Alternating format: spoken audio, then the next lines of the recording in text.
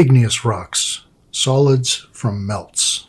In this chapter, we're going to talk about igneous rocks, how they form from liquid rock, which is known as magma within the earth or lava at the earth's surface. This takes place in several different ways. Igneous processes within the earth produce intrusive igneous rocks. Inside, intrusive. Igneous processes on or near the earth's surface produce extrusive igneous rocks. Outside of or on top of the earth. Igneous rocks can form from liquid rock, magma, or lava in several different ways. When these processes occur within the earth, they produce intrusive igneous rocks. Magma is within the earth, lava is outside of the earth. Magma produces intrusive igneous rocks, and lava produces extrusive igneous rocks. Igneous processes on or near the earth's surface produce extrusive igneous rocks. You can't stop crystallization, no matter how much you want to, how much you try. Invoking your special spells doesn't work. The blob is indescribable, indestructible. Nothing can stop it. That's not quite true, but for our purposes, it's pretty close to true. Now, this lecture, we're going to talk about how igneous rocks differ from one another, how we tell them apart, and why they look different, how magmas form, and how they evolve.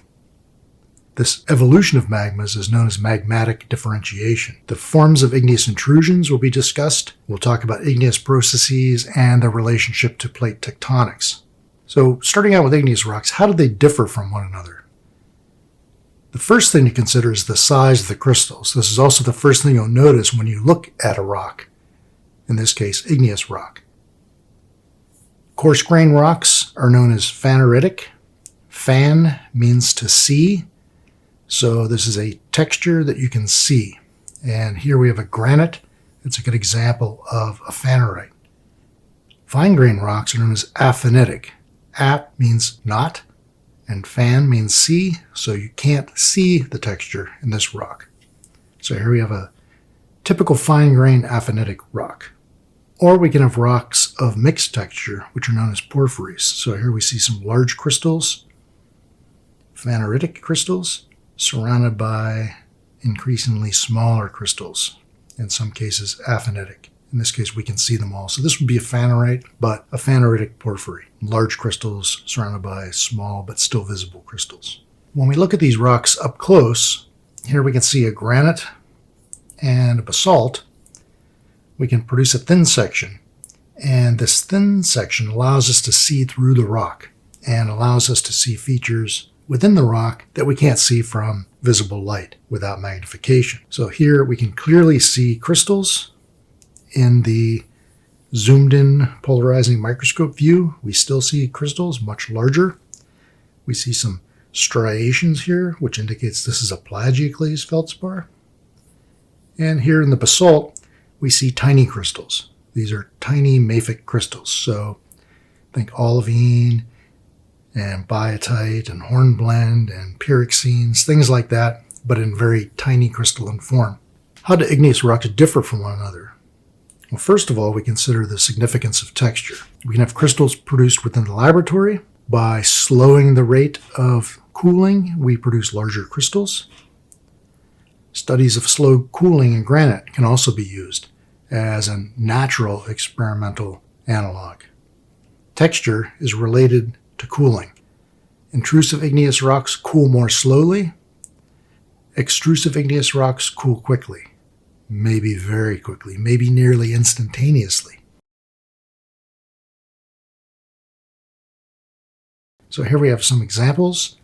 The rocks that would cool instantaneously would be pyroclasts. A volcano blasts magma into the atmosphere where it's lava briefly. That lava is going to solidify as pyroclasts, fire particles, pyroclasts.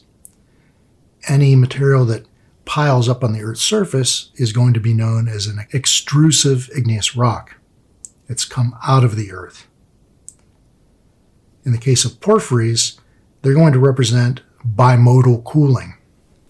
Cooling at a low rate at first to produce large crystals, followed by a rapid cooling, which results in the large crystals being surrounded by small crystals. And then lastly, intrusive rocks are going to cool very slowly and form large crystals. Here we have some examples. Volcanic ash is going to be the fine-grained material that rains down, sometimes thousands of kilometers away from the source. Volcanic bombs can be as large as a Volkswagen or a house. They're not going to travel very far because of their size. Pumice can travel an intermediate distance between ash and bombs.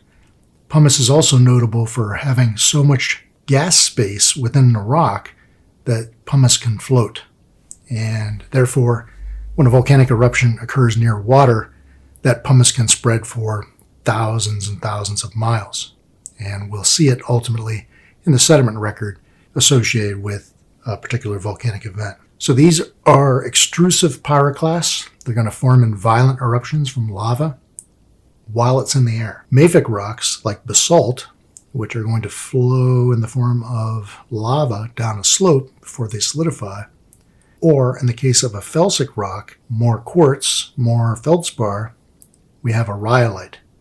Now, these can also form from flowing lava, but this material tends to generate explosive eruptions, so we don't generally get nice quiet flows of rhyolite. So these are going to cool fairly quickly compared to what's going on deeper in the earth. So this is the reason they're fine grained. If we cool off slowly deeper in the earth, the same chemistry that produces a basalt will produce a gabbro. The same chemistry that produces a rhyolite will generate a granite. So the very same chemistry here and here, the difference is cooling rate. Same chemistry here and here, the difference is cooling rate. Now when we have bimodal cooling, crystals start forming at depth, very slowly becoming large, and then suddenly this material gets burped up to the surface where it cools much more rapidly. This bimodal cooling results in large crystals surrounded by small crystals. Therefore, we get a very distinctive texture, porphyritic texture. And that can be seen here in a couple other examples. Now, one thing to keep in mind, when we look at rocks and we determine whether they're mafic or felsic, we do it by color or shade, grayscale maybe. So a rhyolite is felsic, therefore it's going to be lighter in color. The resultant intrusive rock is going to be light in color. Mafic rocks are going to be darker in color. One way to do this is to just move away from your screen. Eventually, this becomes small enough that your eye focuses on its overall color rather than the blips and blobs and creepy little crystals you see here when you're looking at the screen up close. So you get a quick general feel from a hand specimen by just thinking about, is it light colored or is it dark colored? Is it very light colored or is it very dark colored? Those kinds of things. Here we have an example of a rhyolite, a famous one. So a felsic, pyroclastic, rhyolitic lava flow combination here. This is a yellow stone that is found in Yellowstone Park. This is the Grand Canyon of the Yellowstone. It all makes sense now, I hope. This is about 1,600 feet of rhyolite. That means a very explosive eruption produced this material, this felsic, silica-rich, light-colored, extrusive igneous rock. When we're talking about chemical and mineral composition of these igneous rocks, we categorize them into two basic compositional groups. The felsic igneous rocks, represented here by granite, and mafic igneous rocks, represented here by a gabbro. A lot more silica here, a lot more iron and magnesium here. The difference is light color, dark color. When we break these mineral constituents down, the types of minerals found in felsic rocks include quartz, orthoclase feldspar, that's usually pink or white, sometimes blue, plagioclase feldspar, which can be anything from white to black with a little bit of blue in the middle in the mineral labradorite. Then we have muscovites, generally potassium rich, so therefore we're going to have a light colored mineral.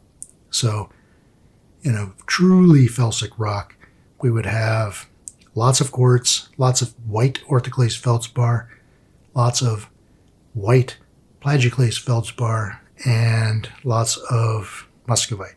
Mafic rocks contain much more iron, and you'll notice that iron and magnesium appear in all of these minerals, all of these groups, and that's because iron and magnesium are very common in these rocks. So our mica is going to be biotite. It's going to be black instead of kind of a clearish, yellowish color. The amphiboles, again, are going to be dark colored, hornblende, most common. Pyroxenes, dark colored. Minerals like enstatite would be very common in these types of rocks. And then olivine. The presence of olivine precludes the presence of quartz. If you find quartz, you will not find olivine. If you find olivine, you will not find quartz. So it's one or the other. Lots of quartz or lots of olivine, oftentimes. So let's take a look at 4 compositional groups here now. The felsic igneous rocks, exemplified by a nice light-colored granite. An intermediate igneous rock, like a diorite, depicted here. This is also called salt and pepper rock. By adding some iron and magnesium, we end up with a gabbro. If we add more iron and magnesium and take away more silica, we end up with an ultramafic igneous rock called a peridotite. Peridotite is made up of olivine. Olivine as a birthstone is called peridote. So lots of olivine, quite a bit olivine, no olivine, no olivine. Quartz, quartz, olivine, olivine.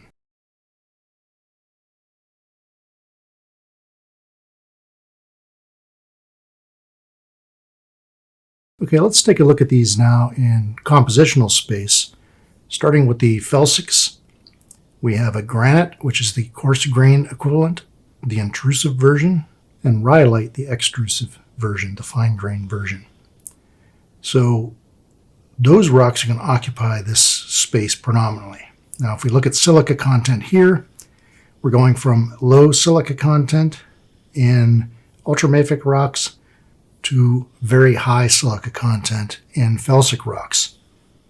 In the case of our most felsic rocks, they're going to consist predominantly of orthoclase feldspar. Generally, again, this is going to be a pinkish or salmon colored or ranging into white. Quartz is going to tend to be clear or a grayish color. And plagioclase feldspars on the felsic end are going to be sodium rich, the albite form, grading into labradorite about here, and the calcium-rich anorthite over here. As far as the micas are concerned, we're going to have mostly muscovite with just a sprinkling of biotite and just a little bit of amphiboles here. The intermediate forms are going to be a granodiorite to a diorite. These are going to be the salt and pepper rocks that I mentioned a few minutes ago. The fine grain extrusive equivalent is going to be dacite for the fairly light colored rock. It's going to be a gray overall, to an andesite, which is a darker gray or intermediate in color. Now you're going to see the disappearance of orthoclase feldspar and the dramatic reduction of quartz. Once we get into a more mafic diorite and andesite, there's a total lack of quartz. We're now transitioning into the calcium-rich plagioclase feldspars, much darker color.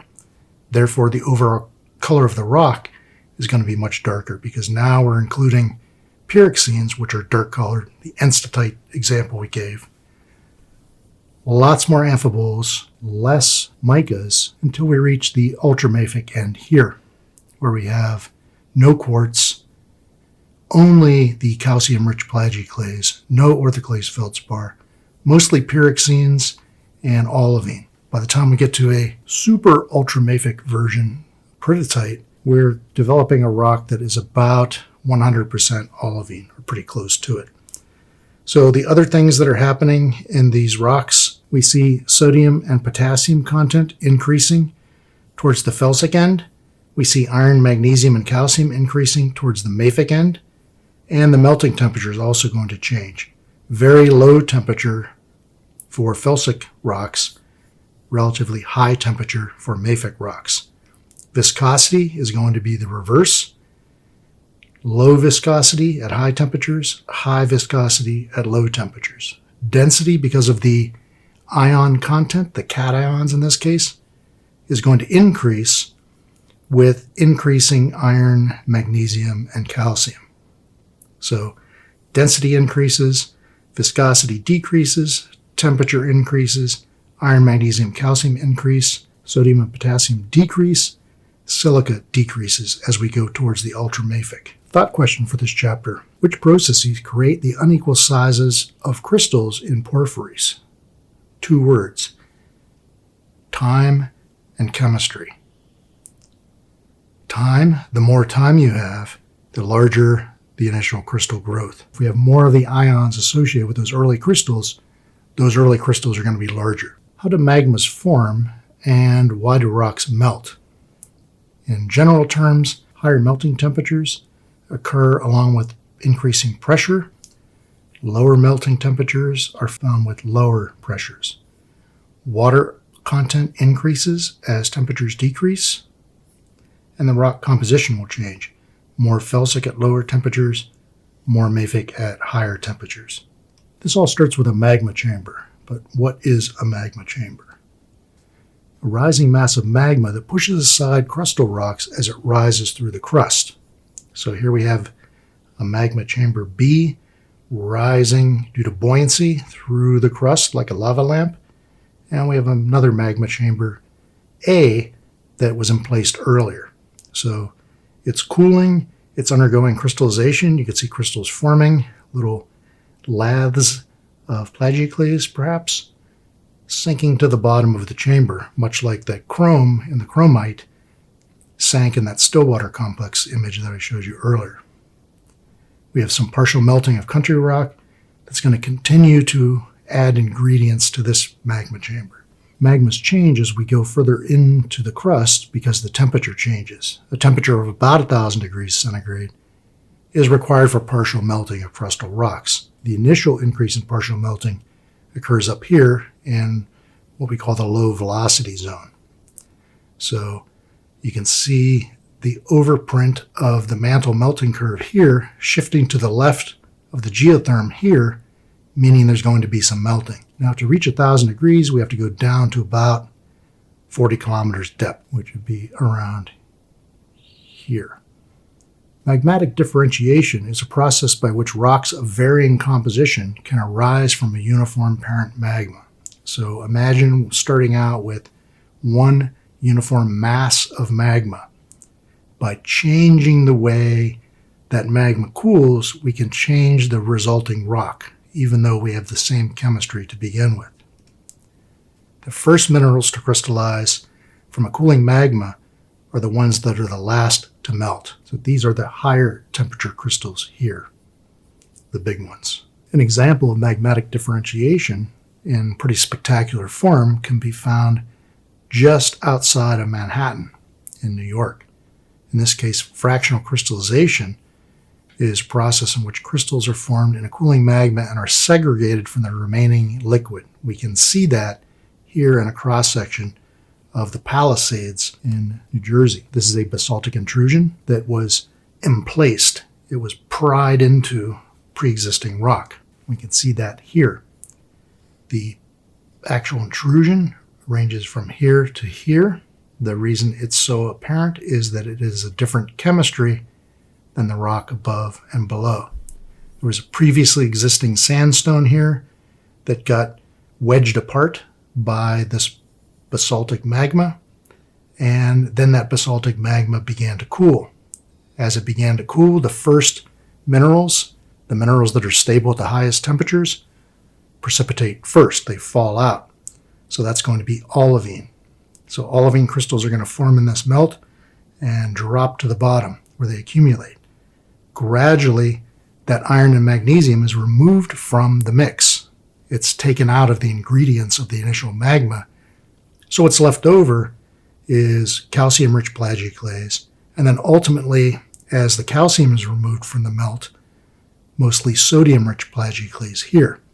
The basalt that you see on the top and the bottom of the sill is the result of contact metamorphism. So we have a liquid magma here, solid sandstone here, mixing them together along this contact zone is going to result in a basalt. Same thing down here.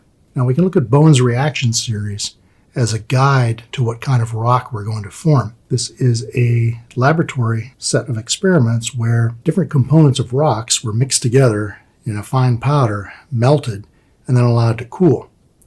What you can see as we go from high temperature to low temperature is again a transition from olivine to pyroxene to amphibole, biotite, until we get up to the lowest temperatures near the surface or on the surface where we have orthoclase, feldspar, muscovite mica, and quartz being predominant. On the other end of the scale, the types of plagioclase that we find are going to range from calcium-rich in the high temperature rocks to sodium-rich in the low temperature rocks, and that is accompanied by a change in the compositional makeup here. Ultramafic, again with low silica, mafic and basaltic with more silica but not enough for quartz, and then maybe the appearance of quartz here in some of these intermediate rocks, and increasing amounts of quartz in the felsic or rhyolitic high silica rocks. So as the magma temperature decreases, the materials are going to crystallize in an ordered series.